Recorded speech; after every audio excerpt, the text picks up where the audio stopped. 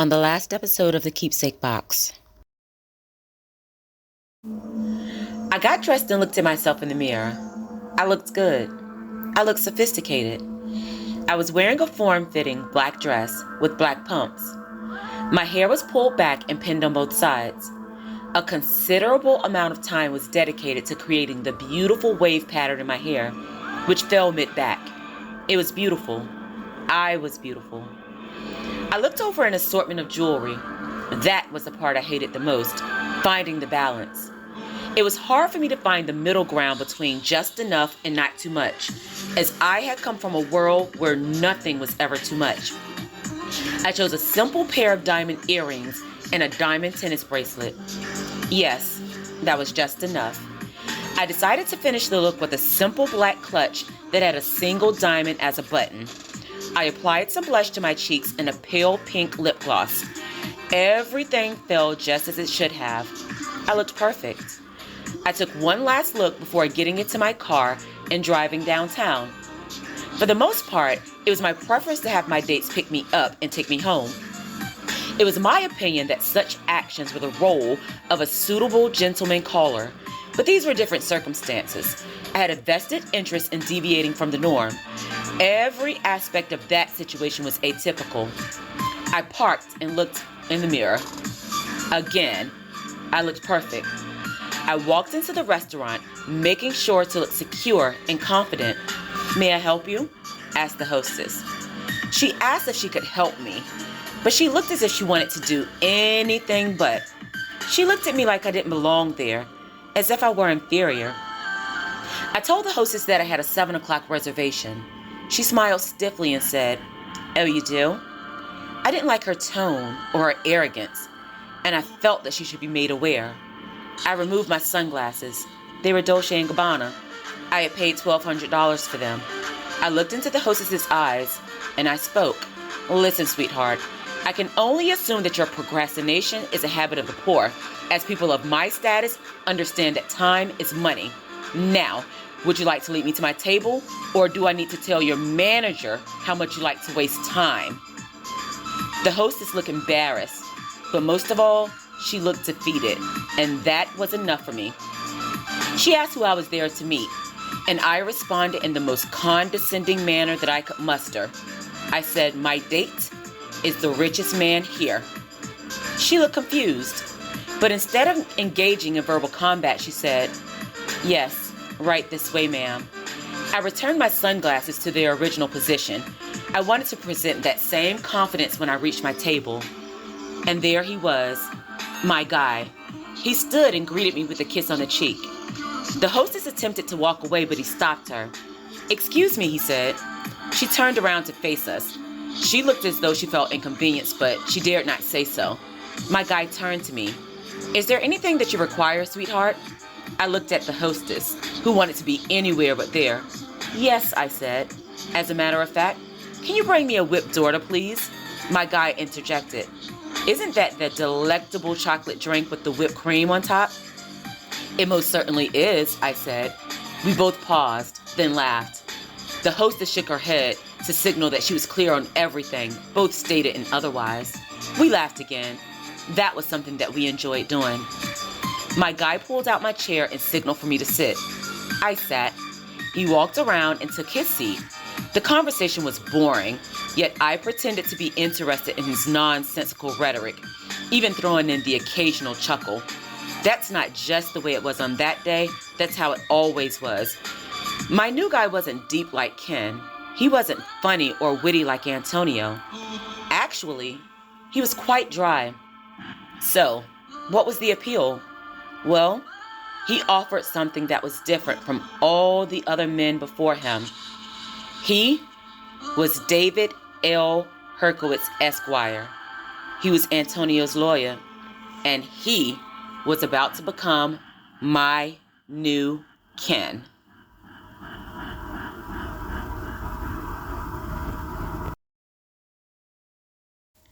Chapter 2, I Couldn't Leave. Narrated by Shandora Warren. So, how did David L. Herkowitz, Esquire, and I come to be? Well, The reason is relatively simple, and it's the story of my life. It basically boiled down to what it always boiled down to with me: need and vulnerability. If you haven't figured out anything else, you've probably noticed that every man in my life had arrived at a vulnerable time. Additionally, they all offered something that the man before him had failed to provide. They all saved me from something. I'll start at the beginning. Ron was there when I felt ugly. I was a victim of the colorism that was prevalent during that time. Ron saw that I was being bullied, and he created a set of circumstances that made me feel as if I were as good as everyone else. Ron brought clothes for me and got my hair done. That was a big deal for me at one point in time. Ron made me feel special and gave me the attention that I needed. He made me feel that I was worth a second look. I hate that he's even a part of this conversation, but he really is essential to the story. My interactions with Ron set the stage for some behaviors that I've carried for most of my life. Those things were stored in my emotional keepsake box for years. Ron started the process of me intertwining love and hurt. I started accepting things as rewards for the hurt that was handed to me. The things weren't always monetary or even physical. Sometimes it was just the understanding that I would be rewarded with love or attention after being abused. That all started with Ron. Dealing with him made me comfortable with the idea of competing with other women. I couldn't ever be a real friend because I was constantly trying to outwoman every other woman. Additionally, Ron is the reason why I wasn't aware that love shouldn't hurt. He set the stage for me to be receptive to Ken's abuse. And then there was Ken. Ken came along when I was at the height of my drama with Ron. I was insecure and vulnerable, and his very existence gave me the validation that I needed. Ken was attractive and popular. He wasn't pretty on paper like Monty. He was gorgeous. Ken was everything that I thought I wanted and needed at the time. He validated me. He could have had his pick of the litter, but he chose me. He chose me, and he made me feel that I mattered to him. He protected me. He saved me. Ken went to jail to protect me from Ron's abuse, even though his attack had the opposite effect. He gave me a place to live and sold drugs to provide for me. All things considered, Ken took on a lot of responsibility for a 19-year-old boy. Those facts made it easier for me to dismiss the things that I should have paid attention to. Ken was so flawed in so many areas, but he loved me. I firmly believe that, even still. Ken didn't have much, but he was willing to share whatever he had. And that's what I needed at the time. I needed to be a priority to someone, and I was. He would have done anything for me. But that was the thing about Ken. He would have given me the shirt off of his back, but we'd always have to share that shirt. We couldn't ever have advanced in the way that we needed to. Our life together wasn't set up that way. Ken didn't have the means or the life skills to maintain a relationship as an adult. He was a sadly misguided child that tried to live an adult's life. In fact, we both were. Ken and I never should have lived together. After the misfortune of my situation with Mom and Ron, I should have moved in with Grandma. That would have been the best thing for me. We were so anxious to grow up, so anxious to live our lives as adults. The expectations were unrealistic in every way.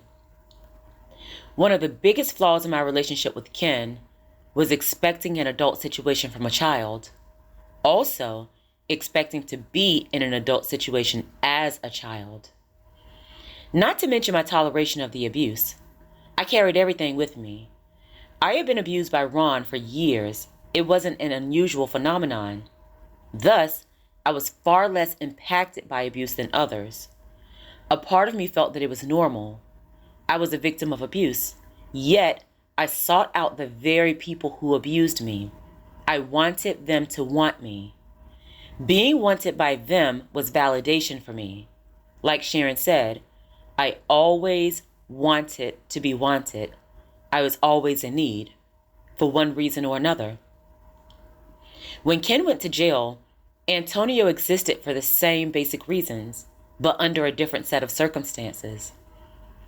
There were some voids that needed to be filled, and Antonio arrived right on time. There were two things that were lacking, and Antonio stepped up in both areas. One, Ken's absence left me with more free time than was comfortable for me. I was accustomed to having Ken around, and I was lonely after his arrest. Antonio freely gave me his time, and I needed that. Two, Antonio was able to come through financially. It was far more than what Ken was able to provide for me. Antonio upgraded me. He provided a lifestyle that I couldn't have had on my own or with Ken. He saved me.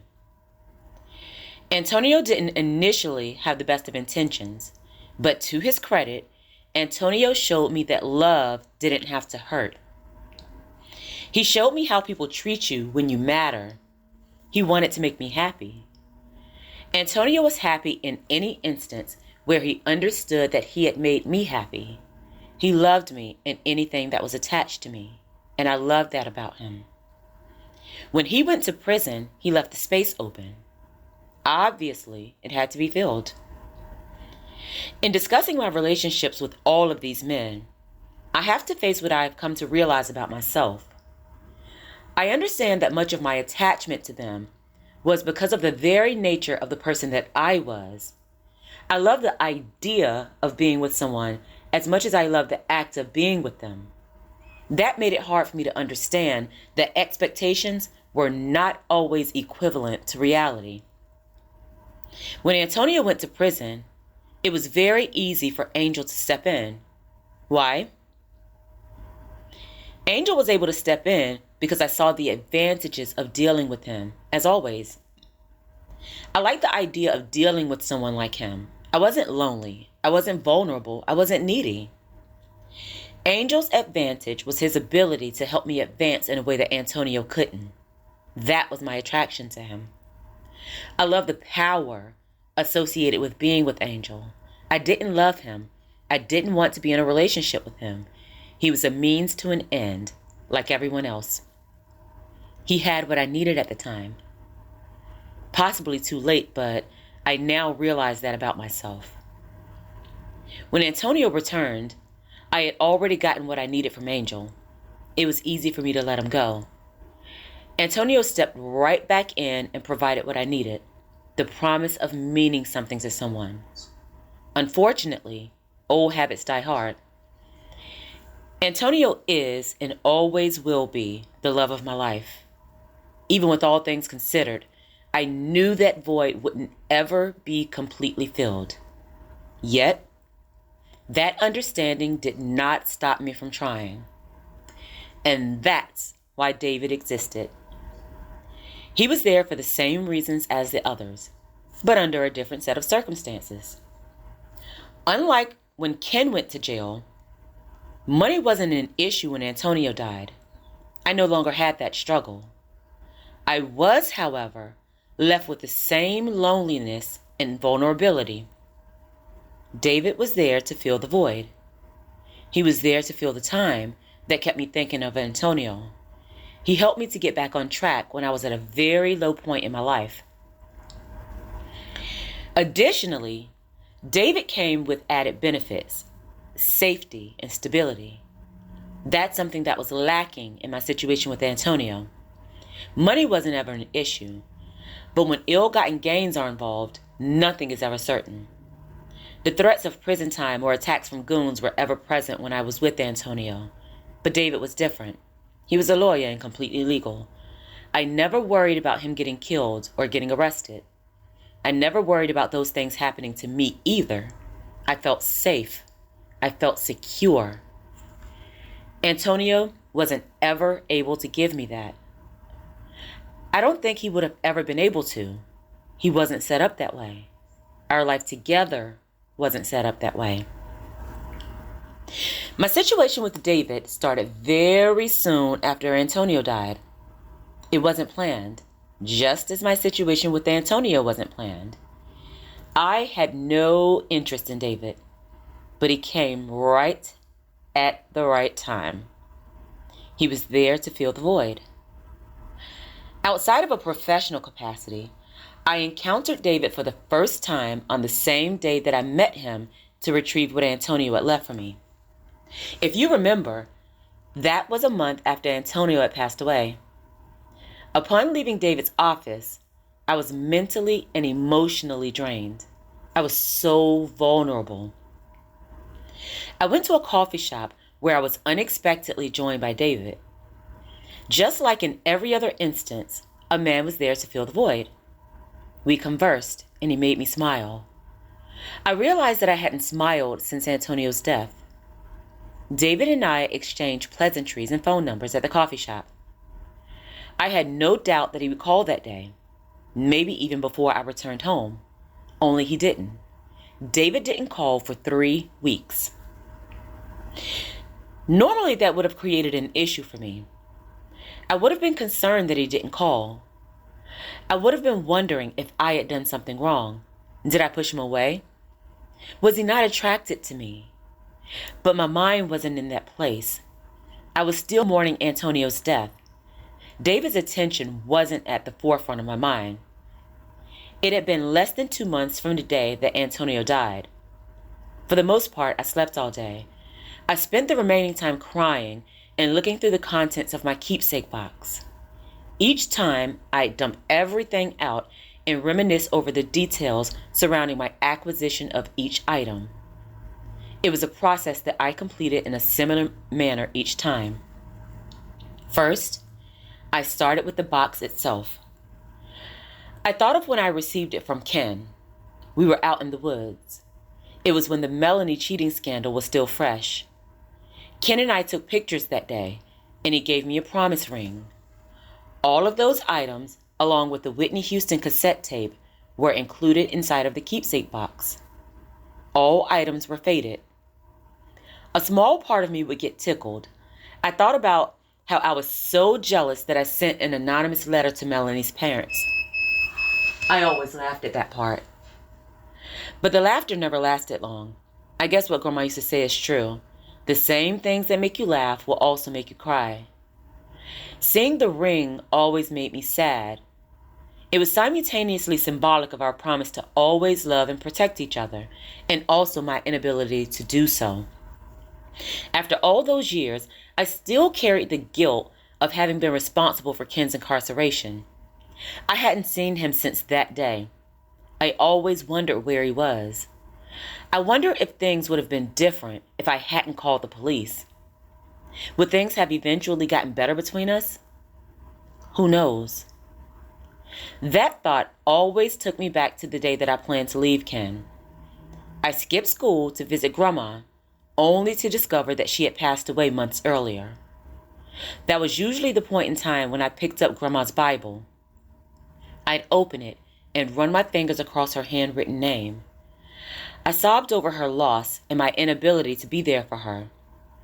If I hadn't chosen my relationship with Ken, I would have been there. I should have been there. The Monica tape that was given to me by Tasha gave me a similar feeling. I was so angry over Tasha's decision to share my secret that I lost a person who genuinely cared about me. In short, I chose Ron's attention over our friendship. She only wanted what was best for me. If I had allowed her to be a friend to me, maybe Ron would have gotten arrested for my molestation. Maybe that would have prevented him from raping Cassidy. I looked at pictures of Cassidy, and I always cry over my decision not to take her when Mom asked me to. I carried so much guilt over that. No matter which way I spun it, I realized that my biggest reason for not taking Cassidy was my relationship with Antonio. I couldn't keep my place in the hierarchy if I had to care for Cassidy. That's what it all boiled down to. It was horribly selfish, but at the time, I felt that it was worth it. Antonio was always worth it. And that thought led to the next sets of items. All of the remaining items were intertwined with each other. No matter which order I put them in, it always led to the same place with the exact same regrets. The first item was the comb that Sharon gave me the first time she did my hair. I was 12. I had so many fond memories of Sharon. I recall how I felt when I saw my hair for the first time. I recalled our talks and inside jokes. I think of how tickled she was when we discussed the accidental O. We were inseparable at one point in time. I still find it hard to accept how things went so terribly wrong with us. And obviously, I can't think about my beginning with Sharon without thinking about our ending. The next items were both friendship bracelets that Peaches bought. One was for me and one was for her. They were opposite sides of a broken heart. When placed together, they spelled out the word friends. In spite of it all, Peaches was my friend. I loved Peaches, and I missed her. I remembered our talks. I remembered how vibrant and full of life Peaches was. I remembered how she helped me to become Star. Peaches was wearing her bracelet on the day that she was killed by Antonio's goons. I removed it from her body while she was still in the bathtub. She was still warm. It may have seemed to have been an unusual gesture, but I knew I wouldn't ever see Peaches again. I needed something to remind me of her. I needed something that was more pleasant than the other item that I kept. The note that I retrieved from her mirror. It was the verification that I had contributed to Peaches' death. I don't know why I kept that note. I think it allowed me to balance everything out. I was fully aware that my visit with Antonio was partly responsible for Peaches being killed. He needed to teach me a lesson. Factoring that into the equation allowed me to forgive Peaches for stealing from me. Regardless of what she did, she hadn't gotten me killed. That fact made it easier for me not to hate her. A collection of random photos of me and Antonio were usually strewn about. They varied from our very first vacation to Hawaii to pictures from around the time he died. There were so many. There were random kiss photos, pictures of us leaning against the Jaguar that he purchased for me, pictures of us at clubs and parties. There were so many good memories. That feeling was always overshadowed when I saw the ring, that beautiful engagement ring. There were so many feelings attached to that ring. I always contemplated wearing the ring as a symbol of my love for Antonio, but I couldn't. I imagined that it would be too painful to see it every day. I was always saddened that Antonio hadn't gotten the chance to propose. I imagined that it would have been how it would have been if we would have made it to Hawaii the next day. The other part of me wishes that I hadn't tried so hard to keep him. Maybe I should have just taken the memories that I had with Antonio and let him be happy with Sharon. I can't imagine how hurt she must have been, to the point of wanting to kill me. I thought back to the look on Sharon's face when she realized that she had shot Antonio instead of me. That was a level of pain that was so incomprehensible that her only recourse was to kill herself. I often replayed her voice saying, "You did this." I could have prevented all of that, but I got too far ahead of myself. I found it incredibly difficult to let go of that feeling. The session always ended with me reading the letter from Antonio. I knew that letter word for word. Each time I read it and sobbed. "My sweet little girl, I want you to know that I love you more than life itself. I won't ever love anyone the way that I love you. If you're reading this, I can no longer fulfill my promise to take care of you forever. I won't burden you with my business, as we both know how that ended the last time. I did, however, leave a little something for you. I know that you can do this thing without me. Go to school. Do what you should have done, what I should have pushed you to do from the beginning. I'm taking the star out of my pocket. Shine, little girl. Love always, your Anemone." I held that letter close to my heart as I cried myself to sleep. I did that every night for almost 2 months. I had very little desire to do anything else. I don't think I wanted to come out of that place. A part of me felt that I deserved to be there. I deserved to wallow in that self-pity. None of the others were there to deal with the consequences of my actions, so I carried it for them. It was an awful place to be, but I was there. I couldn't leave. But of course, David came along and changed that.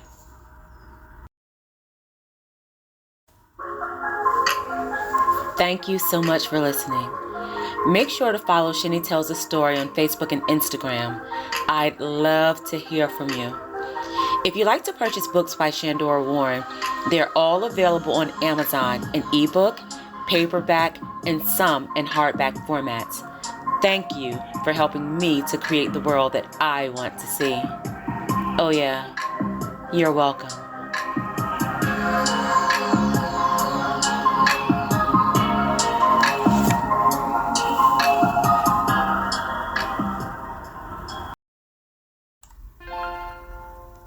Shine, little girl.